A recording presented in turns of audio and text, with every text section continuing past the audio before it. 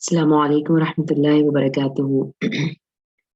الحمد لله رب العالمين، والصلاة والسلام على أشرف الأنبياء نبينا محمد صلى الله عليه وسلم وعلى آله وصحبه أجمعين ومن تبعهم بإحسان إلى يوم الدين. أما بعد، فأعوذ بالله من الشيطان الرجيم. بسم الله الرحمن الرحيم. رب اشرح لي صدري ويسر لي أمري واحلل عقدة من لساني يفقه قولي. ربي يسر ولا تعسر وتمم بالخير. اللهم لا سهل إلا ما جعلته سهلا وأنت تجعل الحزن إذا شئت سهلا. ربنا زدنا علما. آمین یا رب العالمین. اللہ تعالیٰ کا لاکھ احسان کروڑ شکر کہ اس نے ہمیں دوبارہ موقع دیا اور توفیق دی کہ ہم بیٹھ سکیں اس کے کلام کو سمجھنے کے لیے. الحمدللہ. ہم آیت نمبر 110 تک کر چکے ہیں سورہ بقرہ کی. لیکن اگلی آیت پہ جانے سے پہلے میں اس کو پچھلی کلاس میں مجھے تھا کہ ہم تھوڑا سا اس پہ اور بات کریں گے عفو اور صفح پر. جو یہاں دو لفظ آئے تھے اس میں اہل کتاب کی بات ہو رہی ہے آیت نمبر 109 میں کہ اہل کتاب کے اکثر لوگ کثیر من اہل الکتاب، اہل کتاب کے اکثر لوگ چاہتے ہیں، اور چاہنے میں بھی بڑی اسٹرانگ ورڈ میں نے آپ کو بتایا تھا، بہت یعنی شدید خواہش. کیا ہے ان کی خواہش؟ لو یردونکم من بعد ایمانکم، کہ وہ تمہیں تمہارے ایمان کے بعد واپس کفر کی طرف لوٹا دے. اور یہ ان کا حسد تھا جو ان کے اندر تھا، حالانکہ ان کے لیے حق واضح ہو چکا تھا. ما تبین من بعد ما تبین لهم الحق، رائٹ. تو چونکہ یہ ارلی موسٹلی سورہ بقرہ جو ہے مدینہ کے شروع کے ٹائم پیریڈ میں نازل ہوئی، ٹھیک ہے، ارلی مدنی سورہ ہے یہ. تو ہمیں پتہ ہے، ہم بات کر چکے ہیں بیک گراؤنڈ میں کہ مدینہ کے جو اہل کتاب کون سے تھے؟ یہودی اور عیسائی. اور زیادہ تر بقرہ میں، سورہ بقرہ میں یہودی مراد ہیں اہل کتاب سے، یعنی ڈائریکٹ ایڈریس ان کی طرف ہے، کیونکہ پاورفل وہی تھے زیادہ یہودی. اور جب آپ صلی اللہ علیہ وسلم نے مدینہ میں آ کے ٹریٹی سائن کی تو وہ بھی انہی کے ساتھ کی موسٹلی. اچھا، تو ان کے لیے حق واضح ہو بھی چکا تھا، لیکن وہ چاہ رہے تھے کہ یہ انہی میں آئے، بنی اسرائیل میں ہی آئے نبی، اس وجہ سے حسد کی وجہ سے، اور وہ اپنی پاور نہیں کھونا چاہتے تھے، اس کی وجہ سے وہ جو تھے وہ ایمان والوں کے خلاف ہے، رسول اللہ صلی اللہ علیہ وسلم کو نہیں مانا، منافقت بھی پھر انہوں نے شروع کی. اب اللہ تعالیٰ شروع کیا چونکہ ٹائم تھا تو اللہ تعالیٰ کہہ رہے ہیں فَعْفُوا وَاصْفَحُوا، رائٹ، معاف کر دو اور درگزر کر دو، چھوڑ دو. یہاں پہ بھی یہی دیکھیں ترجمہ لکھا ہوا ہے، معاف کر دو عفو، فَعْفُوا، اور وَاصْفَحُوا، اور چھوڑ دو. تو میں ایسے ہی وہ دیکھ رہی تھی ڈکشنری میں تو اس میں جو مطلب معنی میں تھوڑا سا فرق ہے. عفو جو ہوتا ہے نا، وہ یعنی کسی سے بدلہ لینے کی آپ کے پاس کیپیسٹی ہے، ٹھیک ہے، پھر بھی آپ اس سے دستبردار ہو جائیں، آپ بدلہ نہ لیں. آپ دیکھیں یعنی مسلمان اس پوزیشن میں تھے کہ ان کو بیک ٹارگٹ کرتے، لیکن اللہ تعالیٰ نے کہا کہ نہیں، معاف کر دو ان کو. یعنی بدلہ لینے کی طاقت ہے، استطاعت ہے، لیکن پھر بھی اس سے ہٹ جائے بندہ، اور سزا کا مستحق ہے اگلا بندہ، لیکن پھر بھی اس کو چھوڑ دیا جائے، اس کو سزا نہ دی جائے. یہ عفو ہے، معافی دینا. اور وصفحو جو ہے نا، یہ اس کا بھی ایک اگلا سٹیپ ہے. اس میں یعنی ملامت بھی نہیں کرنی، یعنی ان کو احساس بھی نہیں ہونے دینا کہ وہ غلط کریں. یہاں پر عفو میں یعنی احساس تو ہو سکتا ہے کہ ہو، یعنی آمنے سامنے وہ آ جائیں، ان کو پتہ چل جائے کہ ٹھیک ہے مجھے پتہ چل گیا ہے کہ وہ کیا غلط کر رہے ہیں، ٹھیک ہے، اور میں ایکشن بھی لے سکتی ہوں، رائٹ. آنکھوں میں آنکھیں ڈال کے بندہ بتا دے کہ ہاں بھائی میں I am able to do that, میں یہ بدلہ لے سکتی ہوں تم سے، یا میں جوابی اٹیک کر سکتی ہوں تم پہ، ٹھیک ہے. یعنی یہ ریئلائز ہو جائے اگلے بندے کو، لیکن پھر بھی اس کو معاف کر دیا جائے، نہ سزا دی جائے، نہ اٹیک کیا جائے. لیکن وصف میں چھوڑ دینے میں یہ ہے کہ آپ اس کو ریئلائز بھی نہ ہونے دیں، بس اس کو احساس بھی نہ ہونے دیں، اس کو ملامت بھی نہ کریں کہ وہ کیا غلط کر رہے ہیں. یہ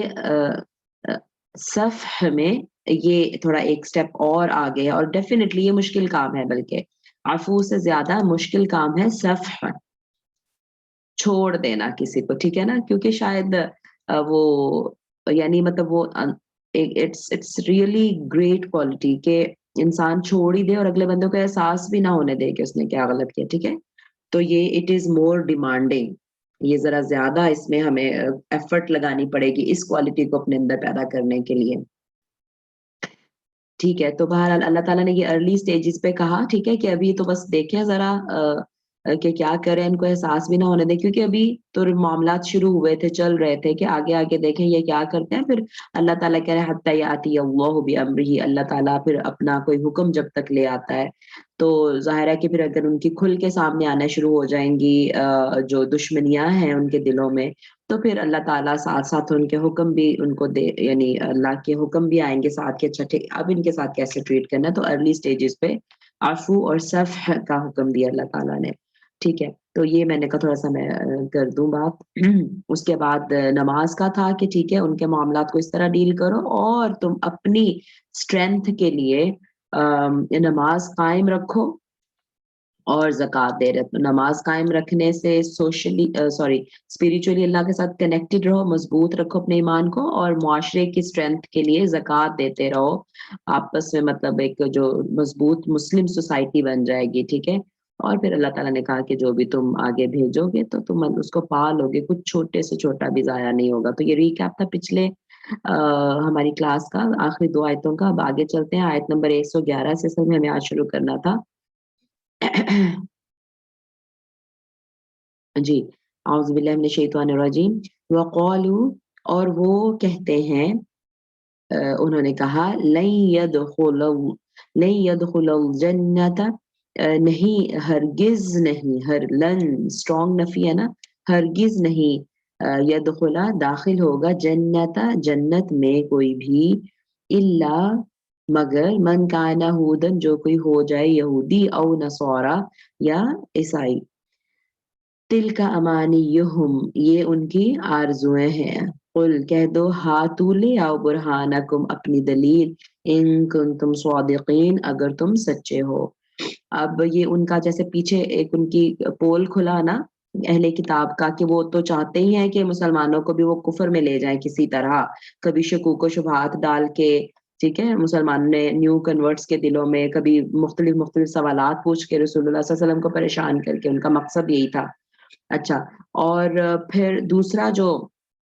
ان کا مطلب ایک اوپینین تھا، وہ یہ اللہ تعالیٰ کھول کے بتا رہے ہیں کہ ان کا تو یہ خیال ہے، وہ کہتے ہیں، اور وہ اوپنلی کہتے بھی تھے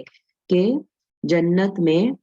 صرف یہودی یا عیسائی ہوں گے. اب یہ نہیں ہے کہ وہ کہتے تھے کہ یہودی یا عیسائی، نہیں، یہ 2 سینٹینسز کو، 2 اسٹیٹمنٹس کو کمبائن کیا گیا ہے. یعنی یہودی کہتے تھے کہ صرف یہودی ہی جنت میں جائیں گے، اور عیسائی کہتے تھے کہ صرف عیسائی ہی جنت میں جائیں گے. یعنی یہودیوں کے نزدیک بھی یہ نہیں ہے کہ صرف وہ مسلمانوں کو کہہ رہے ہیں کہ نہیں یہ جائیں گے، بلکہ یہودیوں کے نزدیک نہ عیسائی جائیں گے، نہ مسلمان جائیں گے، نہ کوئی اور جائے گا، صرف یہودی، جو کوئی بھی یہودی ہو وہ جنت میں جائے گا. اور جو نصارا ہیں، جو عیسائی ہیں، وہ بھی کہتے ہیں کہ نہ یہودی جائیں گے نہ مسلمان جائیں گے، ٹھیک ہے؟ کیونکہ وہ یہودیوں نے تو حضرت عیسیٰ کو مانا ہی نہیں تھا، تو ان کے نزدیک جنت میں جانے کے لیے عیسائی ہونا ضروری ہے. تو اللہ نے کمبائن کر کے دونوں کا بتا دیا کہ ان کی یہ وہ اس طرح کہتے ہیں. اور اللہ تعالیٰ نے کہا تل کا امانیہم. اب جو لفظ امانی ہے، اگر ہم اس کی، کیونکہ یہاں پہ لکھا آرزو ہے، آرزو یعنی خواہش، امید. تو اس میں جو قرآن پاک میں اس کے لیے مختلف الفاظ آتے ہیں آرزو کے لیے. ایک تو عمل بھی آتا ہے، عمل کے معنی ہے ایسی امید جو دور جا کے پوری ہونی ہو، یعنی ابھی اس کے لیے بھی ٹائم ہو، اور بظاہر لگ رہا ہو کہ مشکل ہے پورا ہونا، لیکن چانسز ہیں کہ ہاں ہو سکتی ہے یہ خواہش پوری، یا یہ جو امید ہے یہ پوری ہو سکتی ہے، لیکن ابھی وہ ٹائم ٹیکنگ ہے. اس کے لیے عمل، حمزہ میم لام، عمل کا لفظ قرآن پاک میں استعمال ہوا ہے. اچھا، اب یہ جو ہے، یہ امنا یعنی امینا کی جمع ہے امانی، ٹھیک ہے؟ اور اس کے معنی ہی ہے جھوٹی امید، ایسی امید جو پوری ہونے ہی نہیں والی. اس لفظ کے ہی یہ معنی ہے، ٹھیک ہے؟ جھوٹی امید. جو کہ پوری نہیں ہونے والی. اور ایک اور لفظ رجا آتا ہے, اردو میں بھی استعمال ہوتا ہے, رجائیت پسندی ہم کہتے ہیں, رجائیت پسندی. مجھے یاد ہے اپنے اسٹوڈنٹ لائف میں کسی اردو کی کتابوں میں ہم نے پڑھا ہوا تھا. تو رجا یہ بھی عربی کا بیسیکلی لفظ ہے, اس کا بھی مطلب ہے امید. لیکن وہ امید جس کے پورا ہونے کے چانسز ہیں, وہاں پہ آتا ہے نا یرجونا. ہاں, یعنی میں سوری آیت نہیں کوٹ کر پا رہی, کہ وہ جو آخرت میں اللہ سے ملنے کی امید رکھتے ہیں, یرجونا وہاں پہ ہے کہ اللہ, وہاں رجا کا لفظ آیا ہے, ٹھیک ہے, یعنی وہ ظن غالب ہے ان کو کہ وہ اللہ سے ملیں گے, ٹھیک, وہاں پہ رجا. تو امید کے لیے بھی دیکھیں سبحان اللہ, یہ کتاب ایسے ہی ایک معجزہ نہیں ہے, وہ ایسے ہی عربس کو اثر نہیں ہوتا تھا اور کانوں میں انگلیاں ٹھونستے تھے کہ ایک ایک لفظ اس کا سبحان اللہ ایسے پرویا ہوا ہے موتیوں کی طرح لڑی میں, کہ اس کے میننگ کو لے لیں آپ یا اس کی ڈیپتھ کو لے لیں. سبحان اللہ. تو اللہ تعالیٰ نے جب کہا کہ دل کا امانی ہوں, تو اس کا مطلب یہ ہے کہ ان کی جھوٹی امیدیں, ایسا ہونے والا نہیں ہے, بس یہ سوچ رہے ہیں. کیونکہ ان کی یہ جو سوچ تھی یہ کسی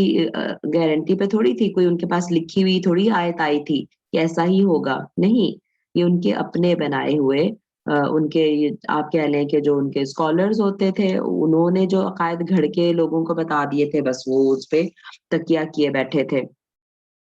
اور اسی طرح اگر میں اس کو ریلیٹ کروں آج مسلمانوں کے ساتھ بھی, تو بس ہمیں بھی لگتا ہے کہ ہاں جنت میں ہم ہی جائیں گے بس, ٹھیک ہے, ہاں ٹھیک ہے کہ لا الہ الا اللہ محمد رسول اللہ جنت کی گارنٹی ہے, ٹھیک ہے, لیکن کیا اس کے لیے اور کوئی شرائط نہیں ہے,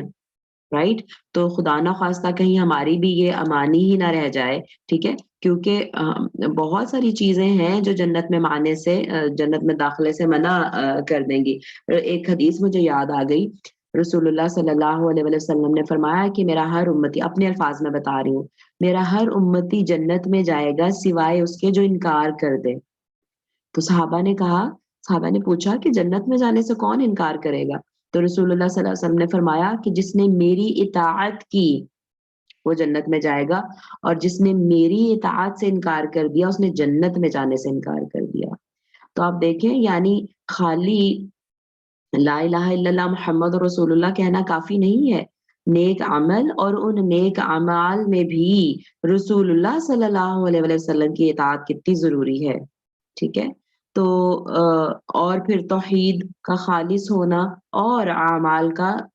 یعنی اعمال کا جو کرنا ہے وہ توحید کے پہ ہو, کہ خالص نیت سے ہو, اور اس کے علاوہ رسول اللہ صلی اللہ علیہ وسلم کی اطاعت میں ہو,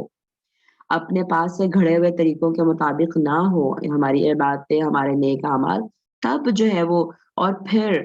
بلکہ سورہ عصر کو بھی میں اگر یہاں پہ کنیکٹ کر دوں, کیونکہ ہماری امید ہے نا جنت میں جانے کی, تو اس کا میں آپ کو بتا رہی ہوں کہ اللہ تعالیٰ نے کیا کرائٹیریا دے دیا ہمیں, کیا فریم ورک ہمیں دے دیا کہ ہاں جنت میں جانا ہے, کامیاب ہونا ہے, تو یہ ہے راستہ. تو سورہ عصر کو بھی اگر میں کنیکٹ کر دوں, تو اللہ تعالیٰ نے کہا کہ بے شک انسان نقصان میں ہے,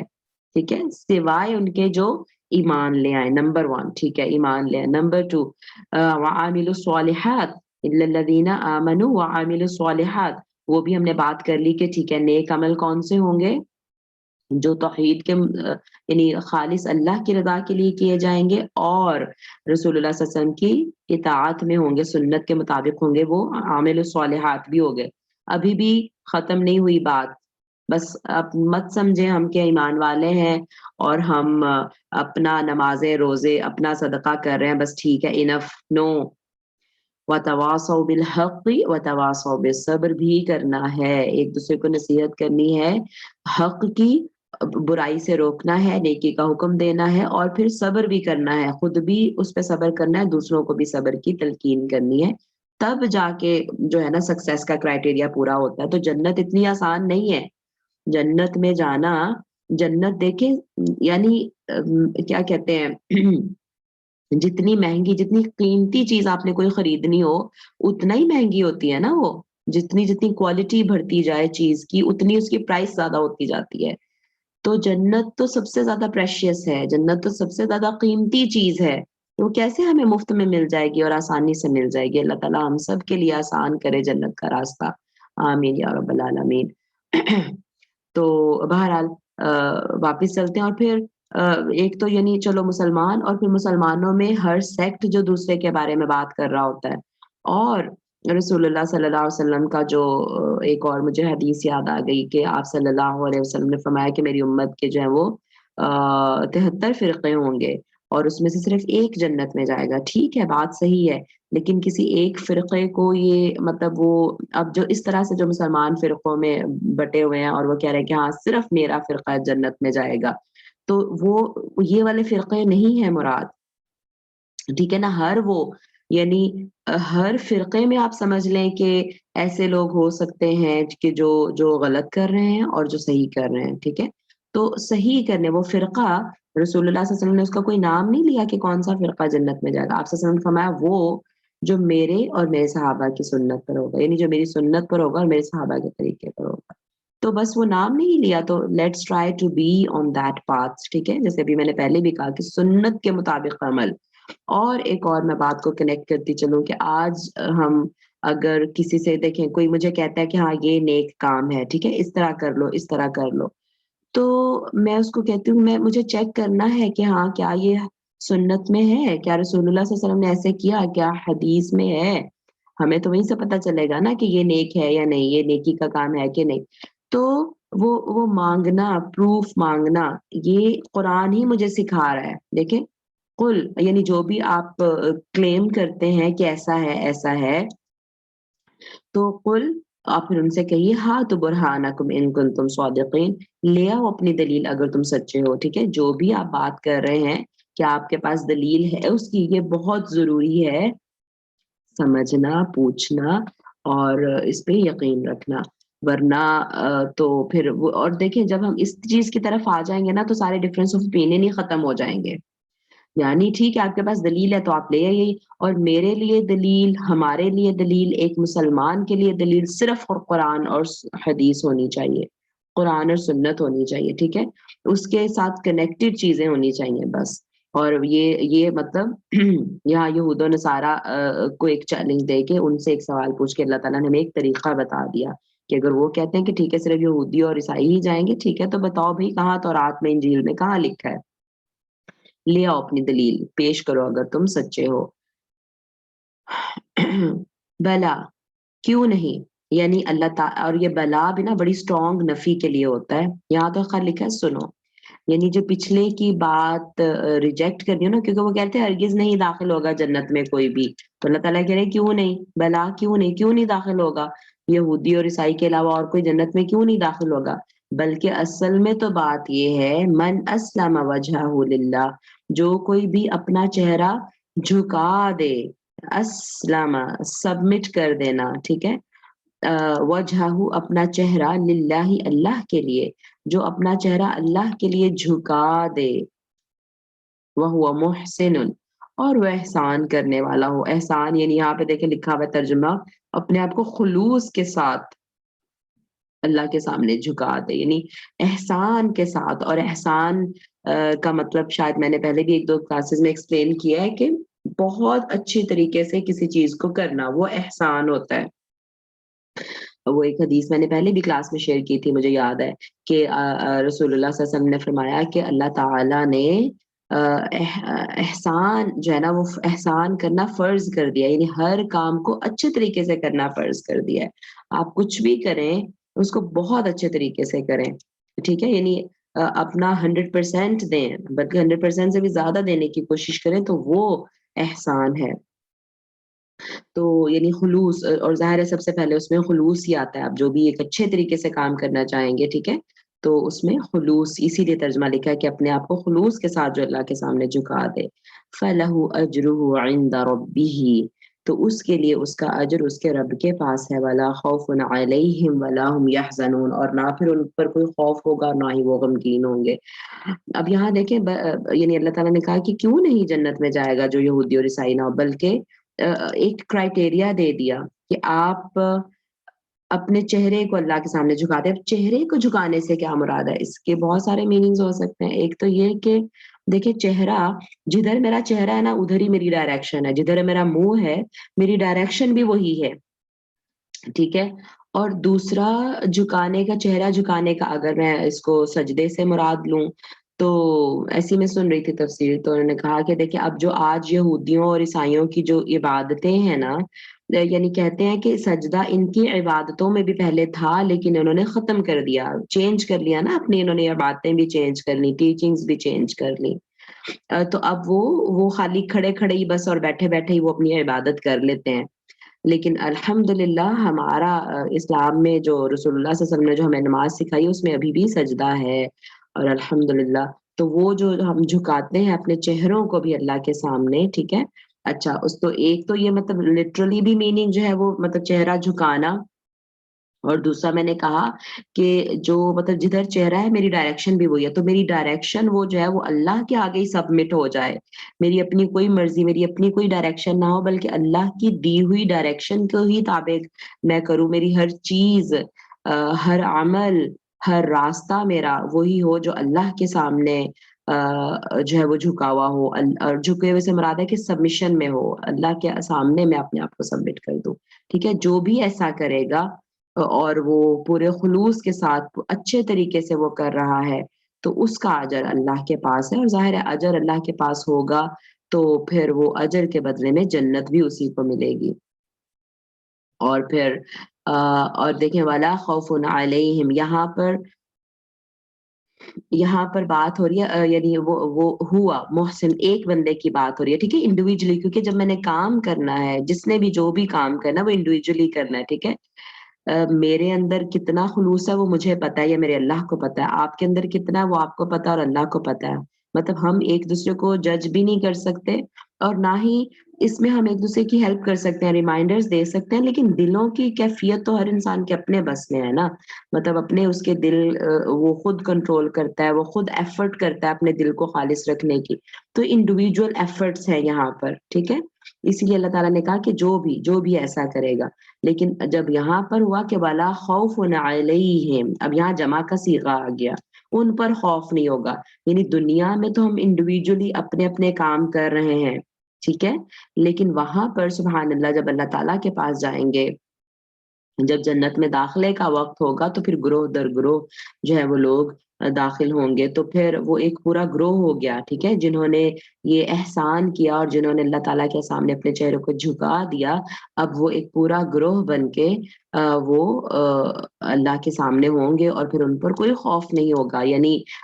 اس دنیا میں تو ہمیں پھر بھی خوف ہے نا، اور ہونا بھی چاہیے، ہم اگر نیک عمل کر رہے ہیں تو ہمیں خوف ہونا چاہیے کہ قبول بھی ہو رہے ہیں کہ نہیں، کہیں اس میں ریا تو شامل نہیں ہو گئی، کہیں میں نے کچھ ایسا تو نہیں کر دیا خدا نہ خواستہ جس سے میرے اعمال ضائع ہو جائیں، ٹھیک ہے، اس دنیا میں رہتے ہیں ہم بے خوف نہیں ہو سکتے، کتنا بھی کوشش کر لیں نیک عمل کرنے کی، اول تو یہ کہ ہم حق ہی نہیں ادا کر سکتے، یعنی ہم سے لازم ایسی چیزیں ہوتی رہتی ہیں جو نہیں ہونی چاہیے، ٹھیک ہے، اور اس کے باوجود یعنی کوشش کر کے اگر ہم کچھ نیک عمل کر بھی پائیں تو پھر بھی ان کی قبولیت کے لیے ہمیں خوف زدہ ہی رہنا ہے اور دعا ہی کرتے رہنا ہے، لیکن وہاں الحمدللہ انشاءاللہ وہاں پہ سارے خوف ختم ہو جائیں گے، کیونکہ سامنے رزلٹ نظر آنا شروع ہو جاتا ہے، بلکہ موت سے ہی شروع ہو جاتا ہے، اور اللہم اجعلنا منہم، اے اللہ ہمیں ان میں سے کرنا جن پر کوئی خوف نہیں ہوگا، آمین یا رب۔ وَلَا هُمْ يَحْزَنُونَ، اور نہ ہی ان کو کوئی غم ہوگا، قیامت میں ان کو پیچھے کوئی غم نہیں ہوگا کہ ہم نے وقت ضائع کر دیا یا ہم ان کے ساتھ کیوں تھے، ہم ان کے ساتھ کیوں تھے، ہے نا، ہم انشاءاللہ آگے پڑھیں گے کہ جو وہاں پہ پھر ڈس بلیورز ہوں گے، جو گناہگار ہوں گے، وہ پھر وہ غم زدہ ہوں گے، وہ حسرت کریں گے کہ میں نے فلاں کو کیوں دوست بنا لیا، اور میں نے یہ کام کیوں نہیں کر لیا، میں نے نیکی کیوں نہیں کر لی، میں ایمان کیوں نہیں لیا، ان کو بہت افسوس، بہت غم، بہت اداسی ہوگی، لیکن جو اس دنیا میں اللہ کے آگے چہرہ جھکا کے رہے گا اس پہ کوئی غم نہیں ہوگا، وہ خوش ہوگا کہ ہاں میں نے جو دنیا میں کیا وہ ٹھیک کیا، اللہم اجعلنا منہم، آمین۔ وقالت الیہود لیست النصارى على شیء، اور یہودی کہتے ہیں، یہود جو ہے نا ایز اے ٹرائب جب مینشن ہوا ہے تو مؤنث استعمال ہوتا ہے عربی گرامر میں، اسی لیے دیکھیں قالت ہے، ٹھیک ہے، کہا یہودیوں نے لیست النصارى على شیء، نصارہ کسی چیز پر نہیں ہے، یعنی حق پر نہیں ہے، یعنی نصارہ نے جو گھڑی ہوئی ہیں چیزیں بس یہ گھڑی ہوئی ہیں، ان میں حقیقت کچھ نہیں ہے، یعنی یہودی جو ہے وہ عیسائیوں کو حق پر نہیں مانتے، ٹھیک ہے، کیونکہ انہوں نے تو خود حضرت عیسیٰ علیہ السلام کو سولی پہ چڑھانے کی کوشش کی، ٹھیک ہے، وہ یہودی تھے نا، تو وہ ان کو ریجیکٹ کرتے ہیں. وقالت النصارى، اور نصارہ کہتے ہیں لیست الیہود علی شیء، یہودی کسی چیز پر نہیں ہے. وہ یہودیوں کو، کیونکہ انہوں نے حضرت عیسیٰ علیہ السلام کو ریجیکٹ کیا، تو گویا وہ اپنی تورات کو بھی انہوں نے ریجیکٹ کیا، کیونکہ اس میں حضرت عیسیٰ علیہ السلام کی نشانیاں موجود تھیں. یا ایک خبر، ہر نبی نے اپنے سے آگے آنے والے نبی کی بشارت دی ہے، اور ہر نبی نے رسول اللہ صلی اللہ علیہ وسلم کی بھی بشارت دی ہے. تو لیست الیہود علی شیء، عیسائی کہتے ہیں کہ یہودی کسی چیز پر نہیں ہے، یہ تو اتنے گناہگار ہیں، انہوں نے تو نبیوں کو قتل کیا اور حضرت عیسیٰ علیہ السلام کو جھٹلایا، ٹھیک ہے. تو دونوں ہی ایک دوسرے کی تکفیر کرتے ہیں. وَهُمْ يَتْلُونَ الْكِتَابَ، حالانکہ وہ کتاب کی تلاوت کرتے ہیں. جیسے میں نے ابھی کہا نا کہ یعنی ہر نبی نے اگلے سے اپنے اگلے نبی کی بشارت دی ہے، بتایا ہے، اور یہ دونوں تلاوت کرتے ہیں کتاب کی، ان کی کتاب میں سب کچھ موجود ہے. لیکن پھر بھی یعنی اگر عیسائی جو ہیں وہ یہودیوں کے کو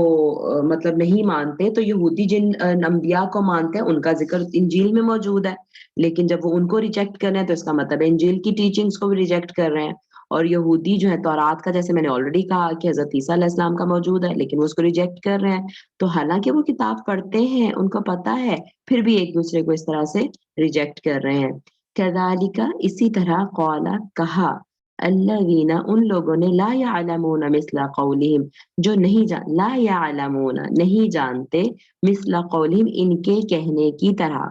اب یہ جو یہودی اور عیسائی ہیں، یہ تو اہل کتاب ہیں، یہ تو کتاب پڑھتے ہیں، اس کے باوجود یہ بے علمی کی باتیں کر رہے ہیں اور ایک دوسرے کو ریجیکٹ کر رہے ہیں. اور اسی طرح کی ملتی جلتی بات انہوں نے بھی کہی جن کے پاس کوئی علم ہی نہیں ہے. یہ کون لوگ ہیں؟ یہ مکہ کے مشرکین مراد ہے، ٹھیک ہے. یہ تو مدینہ کے یہود و نصارہ تو خیر چلو جو کہتے ہیں کتاب ہونے کے باوجود، اور اسی طرح یہ جو جن کے پاس کوئی کتاب نہیں تھی، ہاں، وہ بھی اپنے آپ کو سمجھتے ہیں کہ ہاں ہم حق پر ہیں، اور باقی سارے جو ہیں وہ کسی چیز پر نہیں ہے، وہ حقیقت نہیں ہے. کیونکہ وہ حضرت ابراہیم علیہ السلام سے کنیکٹ کرتے تھے اپنے آپ کو، مشرکین مکہ، ٹھیک ہے. یاد کریں، بات ہوئی ہے شروع میں کہ حضرت اسماعیل علیہ السلام کے وہ آف سپرنگز تھے نا، ان کی نسل تھی اگلی. تو وہ سمجھتے ہیں کہ ہاں ہم دین ابراہیمی پر ہیں، ٹھیک ہے، اس لیے ہم سچے ہیں. اور جب رسول اللہ صلی اللہ علیہ وسلم نے پھر توحید کا اعلان کیا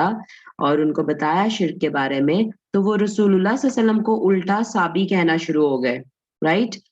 یعنی جو بھی اسلام قبول کر لیتا نا، اس کو صابی یعنی بے دین کہنا شروع کر دیتے. وہ کہتے کہ یہ بے دین ہو گیا، یعنی حق سے ہٹ گیا ہے. تو ان کو بھی یہی ڈاؤٹ تھا، ان کو بھی یہی اپنے بارے میں گمان تھا کہ ہم حق پر ہیں. تو اللہ تعالیٰ کہہ رہا ہے فاللہ یحکم بینہم، بس اللہ تعالیٰ فیصلہ کر دے گا، حکم سنا دے گا، بینہم، ان کے درمیان، یوم القیامہ، قیامت کے دن، فیما، اس میں جو کانو وہ تھے،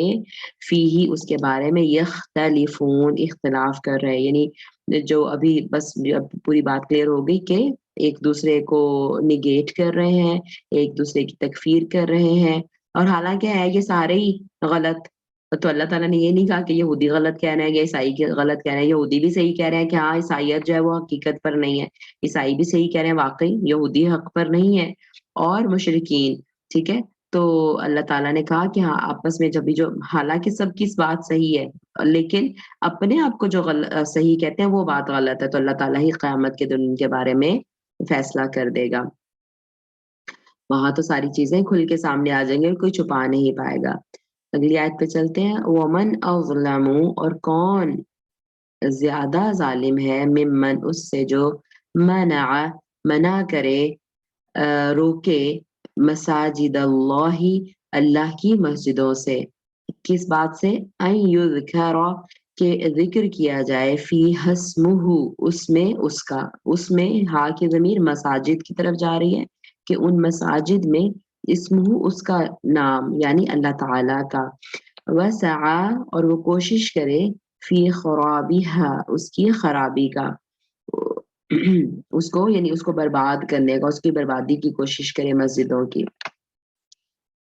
اب یہاں پر یعنی مساجد اللہ، مساجد اللہ کی مساجد، مساجد ہمیں پتہ ہے اللہ تعالیٰ کا گھر ہوتی ہیں، ٹھیک ہے؟ اور اگر کانٹیکسٹ ہم رسول اللہ صلی اللہ علیہ وسلم کے زمانے کا لیں تو ہمیں پتہ ہے کہ انہوں نے یعنی ہجرت پہ مسلمانوں کو مجبور کیا، رسول اللہ صلی اللہ علیہ وسلم کو مجبور کیا ہے نا۔ مکہ میں بیت اللہ تھا، کعبۃ اللہ تھا، اور وہ وہاں پہ طواف ہوتا تھا، اور ٹھیک ہے کہ یعنی اسلام کے مطابق اس طرح بھی نہیں ہو پا رہا تھا، لیکن پھر بھی رسول اللہ صلی اللہ علیہ وسلم بیت اللہ میں مطلب وہ کوشش کرتے تھے، وہاں پہ جا کے نماز پڑھتے تھے، اور پھر وہی کئی دفعہ قریش مکہ نے رسول اللہ کو نقصان پہنچانے کی بھی کوشش کی۔ بہرحال تو یعنی وہ اللہ کا گھر ہے، اور وہاں حق یہی ہے کہ اس میں اللہ ہی کا ذکر کیا جائے، لیکن جیسے میں نے کہا کہ رسول اللہ صلی اللہ علیہ وسلم کو روکتے تھے نماز سے، اور وہ نہیں اجازت دیتے تھے، اور پھر تو یعنی وہ تو وہاں رہنے کے دوران ہے، پھر تو وہاں سے مجبور ہی کر دیا نکلنے پہ، اور مطلب وہ نکلنا پڑا مسلمانوں کو، رسول اللہ صلی اللہ علیہ وسلم کو ہجرت کرنا پڑی، اور ان کی خرابی کی کوشش کرتے ہیں۔ اب خرابی، سب سے بڑی مسجد کی خرابی تو یہی ہوگی نا کہ اس میں اللہ کا ذکر ہی نہ کیا جائے، یہی سب سے بڑی تباہی، بربادی، خرابی ہے کہ مسجد ہے ہی اللہ کے ذکر کے لیے، اور اس میں اللہ کا ذکر ہی نہ ہو، بلکہ بدعات، خرافات، شرک اس میں ہو۔ اب مکہ میں کیا ہوتا تھا، بیت اللہ میں کیا ہوتا تھا کہ وہ بتوں سے بھرا ہوا تھا اس کو، اور یہی سب سے بڑی خرابی تھی اس کی اور بربادی تھی کہ جس میں اللہ کا نام لیا جانا تھا، وہاں مسلمانوں کو اللہ کا تو نام لینے نہیں دے رہے، اور وہاں پہ شرک کا اڈا اس کو بنا کے رکھا ہوا تھا۔ اور اس کے علاوہ پھر جب چلے گئے مکہ سے ہجرت کر کے مسلمان، تو پھر اگر وہ واپس کوئی آ کے عمرہ وغیرہ کرنا چاہتا، حالانکہ پہلے بھی آ کے کرتے تھے نا، لیکن پھر مسلمانوں کو اجازت نہیں دی جاتی تھی۔ ہمیں حدیبیہ کا واقعہ ہمارے سامنے ہے کہ وہ صلح حدیبیہ جب ہوئی تو رسول اللہ صلی اللہ علیہ وسلم گئے عمرہ کرنے، تو نہیں جانے دیا، روک دیا، ٹھیک ہے؟ تو یہ ساری باتیں، یہ تو ایک جنرل یعنی رسول اللہ صلی اللہ علیہ وسلم کے زمانے کا اگر ہم کانٹیکسٹ دیکھیں تو اس طرح ہے، لیکن آج بھی اور یہ جنرل بھی ہے کہ کسی بھی مسجد میں یعنی کیونکہ مسجد ہے ہی اللہ کے ذکر کے لیے، تو اگر کوئی کسی کو روکے کسی بھی وجہ سے، جیسے اگر میں کہوں کہ جو جیسے ابھی ہم سیکٹس کی بات کر رہے تھے مسلمانوں کے، تو یعنی کچھ تو اتنے ایکسٹریمسٹ ہو جاتے ہیں کہ ایک فرقہ مسلمانوں کا دوسرے کو اپنی مسجدوں میں نہیں گھسنے دیتا، یعنی کتنی بری بات ہے۔ مطلب اگر کوئی دوسرے فرقے کا ہے اور فار ایگزامپل کہ وہ کسی مسجد میں آ جائے، تو وہ اس کو نکالتے ہیں باہر، باتیں کرتے ہیں، استغفر اللہ العظیم، رائٹ؟ تو بہرحال یہ ساری چیزیں اس میں آتی ہیں، اور مسجدوں میں جیسے یعنی مسجدوں کے آداب بھی ہیں نا کہ اس میں جو ہے یعنی کاروباری باتیں کرنا، ہنسنا، ہنسی کھیل مذاق، اونچی آواز میں باتیں کرنا، یہ سب چیزیں منع ہے، کیونکہ وہ اللہ کے ذکر کے لیے، اور اس کی صفائی ستھرائی کا خیال رکھنا، رائٹ؟ مطلب جیسے اگر بچے مسجد میں گئے ہوئے ہیں تو ہم مطلب اس کی وہ خیال رکھیں کہ وہاں پہ بچے گند نہ مچائیں، بچے بھاگتے دوڑتے نہ پھریں، مطلب بچوں کو مسجد میں جانے سے منع نہیں کرنا چاہیے۔ ایک جو یہ بھی اپروچ ہے کہ نہیں بچوں کو مسجد میں نہیں لے کے جانا چاہیے کہ ڈسٹربنس ہوتی ہے، یہ بھی میں اس اپروچ کے فیور میں نہیں ہوں، کیونکہ رسول اللہ صلی اللہ علیہ وآلہ وسلم خود جو ہے آپ نے کبھی منع نہیں کیا تھا، اور وہ مطلب لیڈ کر رہے ہوتے تھے نماز میں، امامت کر رہے ہوتے تھے، اور وہ جو حسن حسین رضی اللہ تعالیٰ عنہما ہیں، اور امامہ جو تھی ان کی نواسی حضرت زینب کی بیٹی، وہ مطلب آپ صلی اللہ علیہ وسلم کے کندھے پہ ہوتی تھی، کئی دفعہ وہ اوپر آ جاتے ہیں حضرت حسن حسین، تو آپ وہ سجدہ ہی لمبا کر دیتے ہیں، مطلب اس طرح کے ہمیں بہت سارے واقعات ملتے ہیں حدیث میں جن سے پتہ چلتا ہے کہ مسجد میں بچے آ سکتے ہیں، لیکن بس وہی بات ہے کہ ہم نے خیال رکھنا ہے، کیونکہ ان کی ٹریننگ بھی اس طرح ہی ہوتی جائے گی نا ساتھ ساتھ بچوں کی، کہ ہاں مسجد میں کیسے بہیو کرنا ہے، ٹھیک ہے؟ تو روکنا نہیں ہے بچوں کو، لیکن ان کو ساتھ ساتھ سکھاتے چلے جانا ہے، اور خیال رکھنا ہے صفائی کا بھی، اور کہ مطلب مسجد کا ڈیکورم بھی مینٹین رہے۔ ہاں، اور پھر اچھا تو یہ یعنی آج کے زمانے میں بھی ہم مطلب اس طرح بات کر سکتے ہیں کہ ایک دوسرے کو سیکٹس کو روکنا، اور ویسے کسی کو مسجد میں آنے سے روکنا کسی بھی ریزن سے، اور اللہ کے ذکر کی بجائے وہاں کوئی کاروباری مجلسیں لگا لینا، یا کوئی شرکیہ عقائد پھیلانے کا اڈا بنا لینا اس کو، یا مطلب اس طرح کی کوئی بھی چیز، یہ مسجد کی خرابی ہے، کیونکہ وہ اللہ کا ذکر اس میں ہونا چاہیے، یہی اس کی آبادی ہے۔ اور مسجد سے جو یہ مسجد جو ہے نا اس میں ظرف ہے، یعنی مسجد کیونکہ روٹ ورڈ ہے سجدہ، سین جیم دال، ٹھیک ہے، سجدہ. تو مسجد سجدہ کرنے کی جگہ کو بھی کہتے ہیں اور سجدہ کرنے کے وقت کو بھی کہتے ہیں، ٹھیک ہے. عربک میں جو ظرف ہے نا وہ جگہ اور وقت دونوں کے لیے استعمال ہوتا ہے. تو یعنی اسپیسیفک ٹائمز میں روکنا مسجدوں سے یہ بھی غلط ہے، اور ویسے مطلب ٹائم اسپیسیفک ٹائم ہو یا کوئی اسپیسیفک پلیس، کوئی اسپیسیفک مسجد اس میں جانے سے روک دیں، دونوں ہی مراد ہیں، ٹھیک ہے. تو اب جو بھی ایسا کرے گا نا، روکے گا، اللہ تعالیٰ کہہ رہے ہیں اولئک ما کان لہم، یہی لوگ ہیں جو دوسروں کو روکتے ہیں نا، یہی لوگ ہیں، ایسے ہی لوگ ہیں، ما کان لہم، نہیں ہے ان کے لیے، ان یدخلوها، کہ وہ خود داخل ہوں ان مسجدوں میں، الا خائفین، مگر خوف کھاتے ہوئے، ٹھیک ہے. اور پھر وہی بات ہے، خائف، خوف کھانے والا، یعنی ناؤن کے طور پہ اس کو مینشن کیا اللہ تعالیٰ نے، اسم الفاعل ہے یہ، یعنی ورب کے طور پہ نہیں اس کو مینشن کیا. اور ورب اور ناؤن کی پہلے بھی بات ہو چکی ہے کہ جس میں نا ہمیشگی کی سینس دینی ہوتی ہے نا، اس کو ناؤن کے طور پہ مینشن کیا جاتا ہے، کیونکہ جو اسم ہوتا ہے نا وہ تو ہمیشہ رہتا ہے، کام تو کبھی ہو رہا ہے کبھی نہیں ہو رہا، رائٹ. تو اللہ تعالیٰ کی بھی زیادہ صفات دیکھیں آپ ساری اسم کے طور پر ہیں، کیونکہ وہ ہمیشگی ہے ان میں. اچھا، تو اب جو ایسے لوگ ہیں نا جو بھی مسجدوں کی خرابی کی کوشش کرتے ہیں، میں نے خرابی کو پورا واضح کر دیا کہ اس میں غلط عقائد پھیلانا، شرکیہ چیزیں کرنا یہ بھی خرابی ہے، لوگوں کو نہ آنے دینا، اس میں اللہ کا ذکر نہ ہونے دینا یہ بھی خرابی ہے. تو جو ایسے لوگ ہیں جو ایسی ایفرٹس کرتے ہیں، چاہے رسول اللہ صلی اللہ علیہ وسلم کے زمانے میں کرتے تھے یا آج، وہ ڈیزرو کرتے ہیں کہ وہ ڈریں، وہ خوف کھائیں، کیونکہ اللہ تعالیٰ نے اگر آج ان کو ڈھیل دی ہوئی ہے تو کل اللہ تعالیٰ ان کو پکڑ کر لے گا. اللہ تعالیٰ اپنے یعنی اپنے دین کی، اپنے مساجد کی خود حفاظت کرنے والا ہے. اور ہم نے دیکھا کہ مکہ سے جب ان کو مسجد یعنی ان کو حرم سے وہ روکتے تھے اور پھر ہجرت پہ مجبور کیا، تو آپ دیکھ لیں کہ ود ان 7 ایئرز، یعنی 8 ہجری میں، ہجرت کے 8ویں سال میں مکہ واپس فتح ہو کے مسلمانوں کے ہاتھوں میں آ گیا، اور پھر اعلان ہو گیا کہ اب یہ لوگ یہاں پہ داخل نہ ہوں، یعنی جیسے وہ ننگے طواف کرتے تھے تو اب کسی کو اجازت نہیں ہے. اور پھر 9 ہجری میں اعلان ہو گیا کہ اس سال کے بعد کوئی مشرک جو ہے نا وہ مسجد حرام میں داخل نہیں ہو پائے گا. تو اس وقت اللہ تعالیٰ نے اناؤنس کر دیا، سمجھ لیں ایک یہ ان کے لیے وارننگ تھی، مسلمانوں کے لیے ایک یہ خوشخبری تھی کہ ان کو ڈرنا چاہیے، ٹھیک ہے. مطلب یہاں پہ ایک خبر ہے، لیکن ایک اسکالرز کہتے ہیں کہ یہ ایک خوشخبری بھی تھی، فیوچر کی ایک پریڈکشن بھی تھی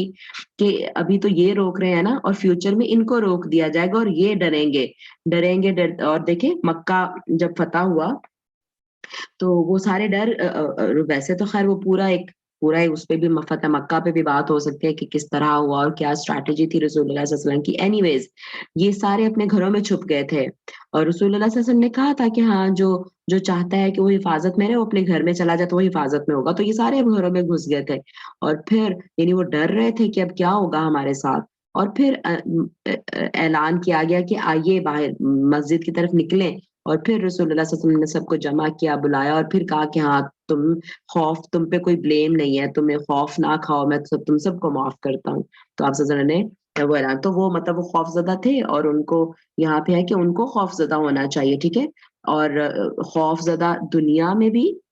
پانسا پلٹنے کا ان کو خوف ہونا چاہیے کہ جیسے آج ہم مسلمانوں کو ڈرا رہے ہیں اور ان کو روک رہے ہیں تو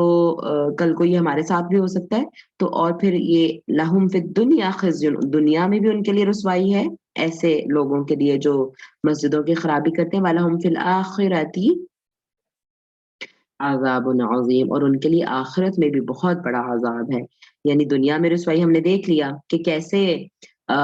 جو تھا وہ مکہ فتح ہو گیا اور وہ بالکل مطلب بے حیثیت ہو کے رہ گئے، اور پھر ان کا ہی داخلہ اگر کوئی ابھی بھی اسٹل مشرک ہی رہتا ہے تو ہی کین ناٹ انٹر، رائٹ، ان کو منع کر دیا گیا. دنیا میں کافی رسوائی تھی ان کے لیے، اور آخرت میں بھی اگر وہ باز نہیں آتے تو آخرت میں تو پھر ان کا جو ان کے لیے عظیم عذاب ہے وہ ہے ہی. استغفر اللہ العظیم. وَلِلَّهِ الْمَشْرِقُ وَالْمَغْرِبُ، اور اللہ ہی کے لیے ہے مشرق اور مغرب. اچھا، اور پھر اگین ایک جو گرامر کا رول ہے کہ حالانکہ للہ حرف جر سے کوئی سینٹینس شروع نہیں ہوتا، لیکن عربک کا یہ اسلوب ہے کہ جس چیز کو امپورٹنس دینی ہو اس کو شروع میں ذکر کیا جاتا ہے، ٹھیک ہے؟ تو یعنی مشرق اور مغرب تو ہے، لیکن کس کے لیے؟ اللہ ہی کے لیے ہے، اللہ ہی، یہ ہی کا جو کانسیپٹ ہے نا، ہی کا ترجمہ کہاں سے آ رہا ہے؟ لی کو شروع میں کر کے، کہ للہ، اللہ کے لیے ہے، صرف اللہ کے لیے نہیں ہے، اللہ ہی کے لیے ہے، کیونکہ اس کو شروع میں مینشن کیا گیا ہے، اور یہ ایمفسس کے لیے ہوتا ہے، یہ زور دینے کے لیے کس چیز پر ہوتا ہے؟ اللہ ہی کے لیے ہے مشرق اور مغرب۔ فَأَيْنَمَا، بس جہاں کہیں بھی، تُوَلُّوا، تم پھرو، فَثَمَّ وَجْهُ اللَّهِ، وجہ اللہ، تو ادھر ہی اللہ کا وجہ ہے، اللہ کا چہرہ ہے۔ ان اللہ، بے شک اللہ تعالیٰ، واسع علیم، بہت وسعت والا، کشادگی والا، اور بہت علم والا ہے۔ یعنی اب چونکہ مسجد کی بات ہو رہی ہے، چونکہ اللہ کی عبادت کی بات ہو رہی ہے، چونکہ یہ بات ہو رہی ہے کہ وہ انہوں نے مسلمانوں کو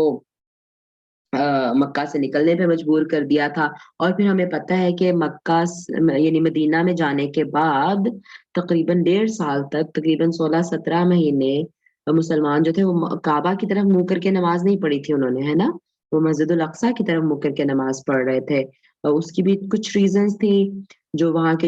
اہل کتاب تھے، یہودی عیسائی دونوں کے لیے جو مسجد الاقصیٰ تھا وہ ایک سیکرڈ، ایک مقدس مقام تھا، اور ان کے ساتھ برادرلی ریلیشن شو کرنے کے لیے آپ سمجھ لیں رسول اللہ صلی اللہ علیہ وسلم نے یہ ڈیسائیڈ کیا ہے جو بھی،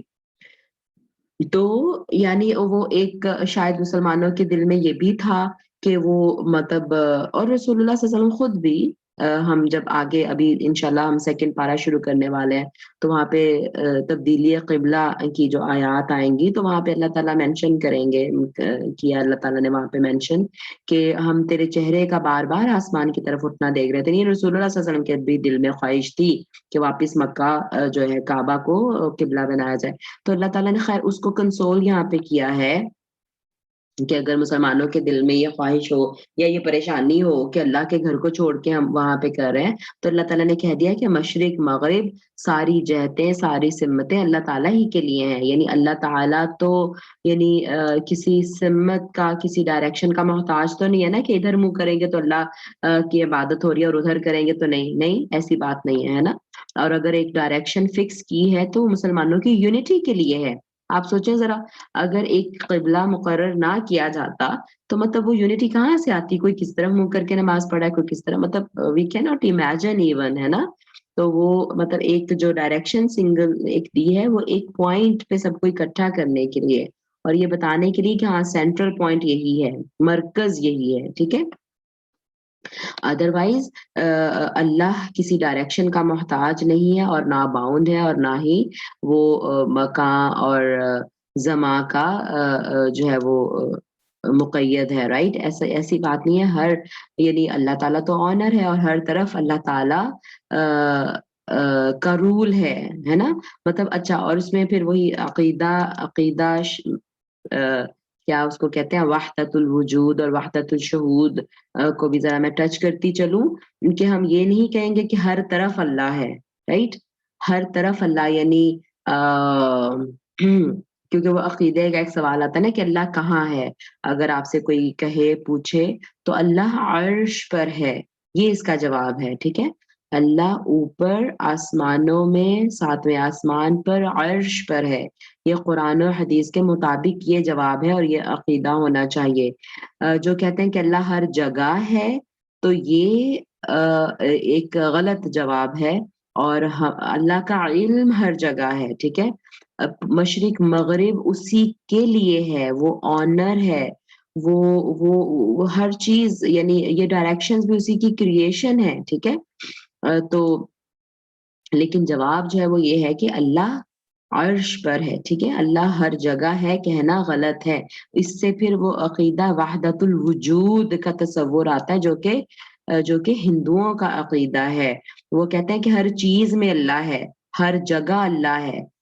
ہے نا؟ اور پھر اسی لیے وہ ہر چیز میں اللہ اور ہر چیز میں خدا کو مان کر وہ ہر چیز کی پوجا کرتے ہیں، اور پھر وہ بہت ساری خرافات اس سے ریلیٹ وہ کر دیتے ہیں، ٹھیک ہے؟ تو بہرحال تو یہاں پہ مراد یہ ہے کہ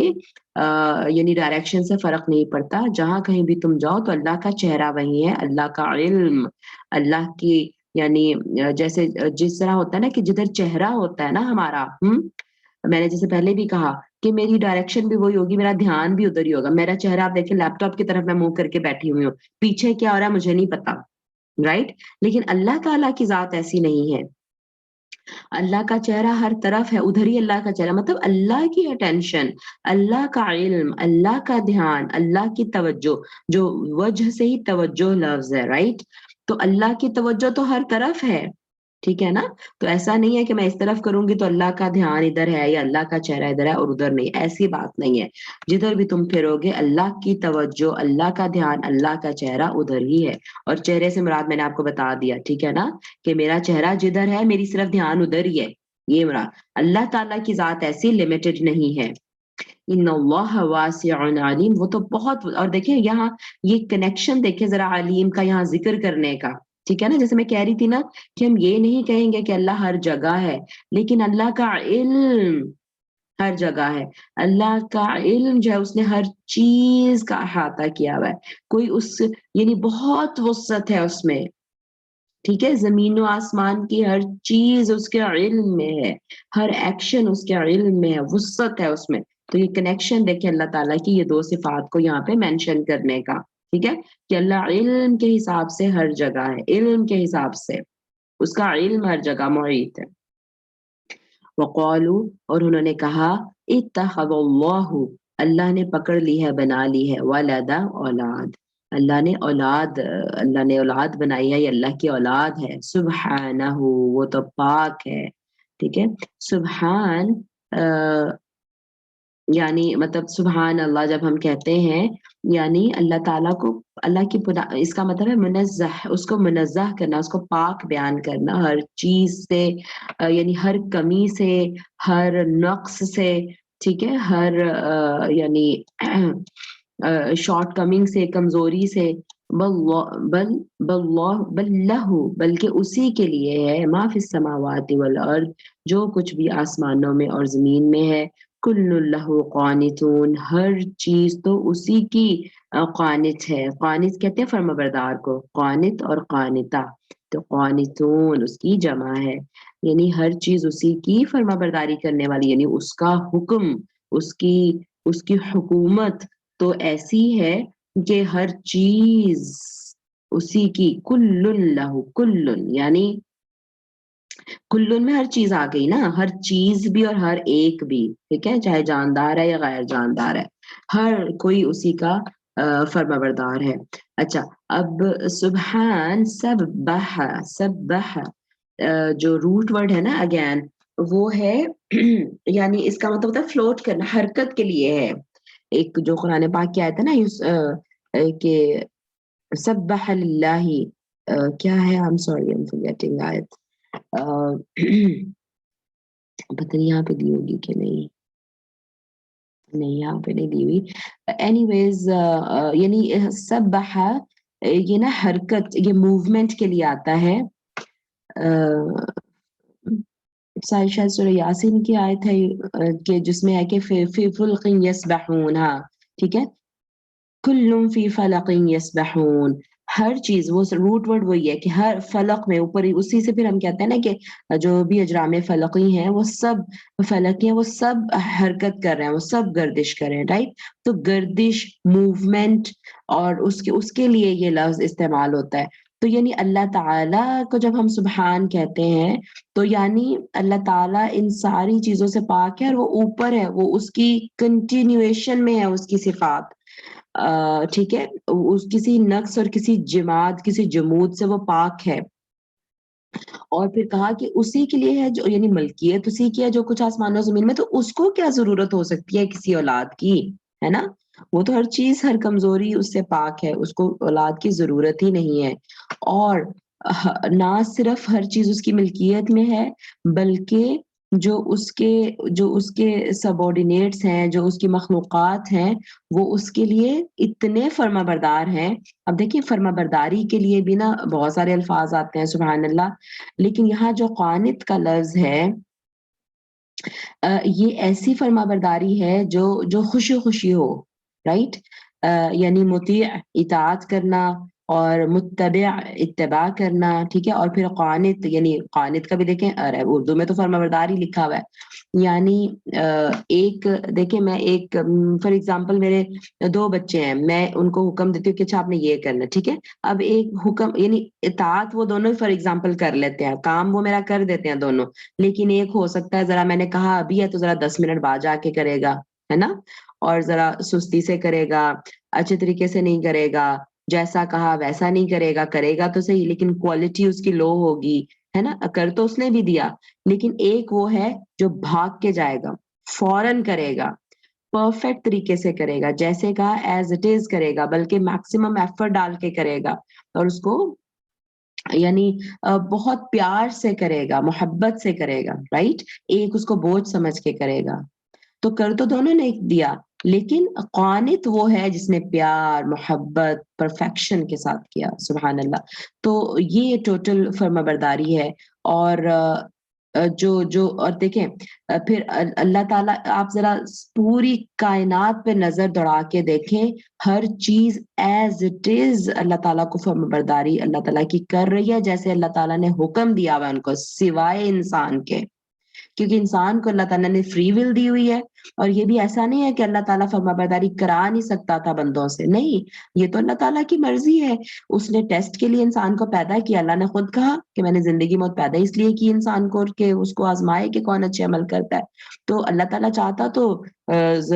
ان کو بھی خانت بنا لیتا، لیکن یہ ٹیسٹ ہے۔ تو انسان کے علاوہ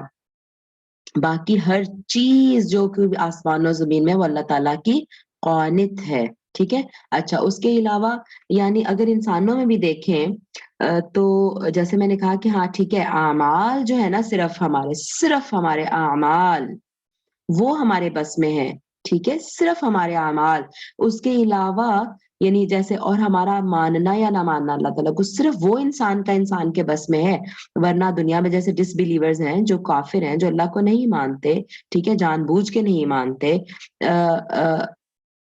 ان کا بھی اچھا ہم کہیں کہ وہ تو دیکھو وہ تو کوئی فرما برداری اللہ کی نہیں کرے، ایک تو نمبر 1 میں نے آپ کو بتا دیا کہ کیوں قانت نہیں ہے وہ، کیونکہ اللہ تعالیٰ نے خود ہی فری ول دی ہوئی ہے، ٹھیک ہے، نمبر 1۔ نمبر 2، ان کی بھی جو باڈی کے فنکشنز ہیں، یعنی اگر وہ جھپک رہے ہیں پلک تو اللہ کی مرضی سے جھپک رہے ہیں، ان کی پلکیں جو ہے وہ اللہ کی قانت ہیں، ٹھیک ہے؟ یعنی ان کا اپنی باڈی بھی ان کے کنٹرول میں نہیں ہے، وہ سب کچھ اللہ تعالیٰ کے کنٹرول میں ہے۔ میں نے آپ سے کہا کہ صرف انسان کے اعمال اس کے کنٹرول میں ہے، ٹھیک ہے؟